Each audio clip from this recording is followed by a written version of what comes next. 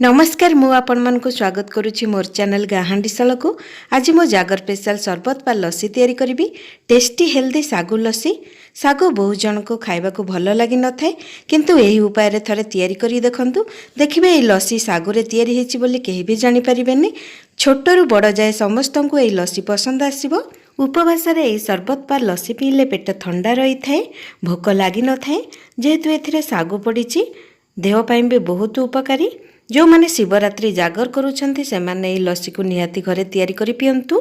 खरा दिन रे लस्सी पीबा को इच्छा होतिले एही परी टेस्टी हेल्दी ठंडा ठंडा सागु लस्सी तैयारी करी पियंतु। एबे हमें सागु लस्सी पई कोन सब आवश्यक सामग्री दरकार देखि नबा। सागु लस्सी बनैया पई एठी मो 1 कप सागु नेछि। सागु को 6 घंटा पूर्व भिजेई की रखिथिली। सागु लस्सी पई सागु भल से भिजिबा दरकार। देखंतु एठी सागु हमर भल से बतुरी जाईछि। एटी गोटे सेव को मो चोपा छड़े ये साइज काटी नहीं। छोट कटा होता नड़िया हाफ कप नहीं, दही हाफ कप नहीं, चीनी हाफ कप नहीं, छेना हाफ कप। एबे हमें आउ कौन सब सामग्री दरकार देखि नबा। देखंतु एठी मो 2टा पाचिला कदली नहीं, कदली की चोपा छड़े नहीं, डालिंब अल्प नहीं, अंगूर अल्प नहीं, आ किछि चेरी की सजाया पई एठी काटी की रखिछि।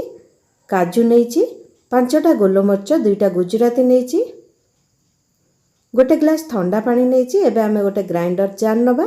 सेतिरे गुजराती गोलमरिच को देदबा, बतुरा हेतिबा सागु को देदबा। एबे आमे कदली को देदबा, काटी की रखितिबा सेव को देदबा, हाफ कप चीनी देदबा, बसा दही को देदबा। एठी मो छोट कटा हेतिबा नड़िया दे दोची, नड़िया कोरा भी एथिरे देई परिबे। एबे मो हाफ ग्लास ठंडा पानी दे दोची। ठंडा पानी जगह रे आइस क्यूब भी नहीं परिबे। बर्तमान में सब को ग्राइंड कर नेछि। देखंतु मिश्रण एठी बहलिया लागुची, सेति पई मो आउ हाफ ग्लास पानी दे दोची। मिश्रण को एई भली रखिबे, बेसी पानी करिवेनी कि बेसी बहलिया करिवेनी। एबे हमें ग्लास रे लस्सी को दे दबा।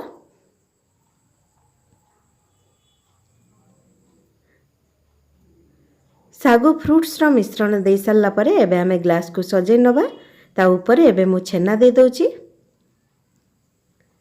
जदि नड़िया कोरा थाए नड़िया कोरा भी ए टाइम रे दे परिबे। एबे हमें अंगूर को सजे नबा। अंगूर दे सारला परे एबे हमें डालिंब मंजी दे दबा। एबे हमें चेरी को सजे नबा।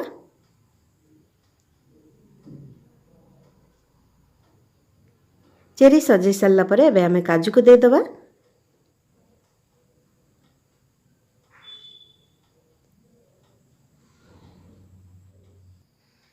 देखंतु वर्तमान आमर प्रस्तुत हो गला शिवरात्रि जागर स्पेशल ठंडा ठंडा टेस्टी हेल्दी सागु लस्सी। जदि आपण मानकु ये सागु लस्सी रेसिपी भल लागिछि लाइक करंतु, कमेंट सेक्शन को जाई आपनकर मतामत जणांतु, फ्रेंड्स फैमिली सहित अधिक रु अधिक शेयर करंतु। जदि आपण माने एपरी नुआ नुआ भल भल रेसिपी देखिया को चाहउचंती चैनल सहित जड़ित हो जांतु। चैनल को सब्सक्राइब करि नियंतु एवं पाखरे थिबा बेल आइकन को क्लिक कर दियंतु। धन्यवाद।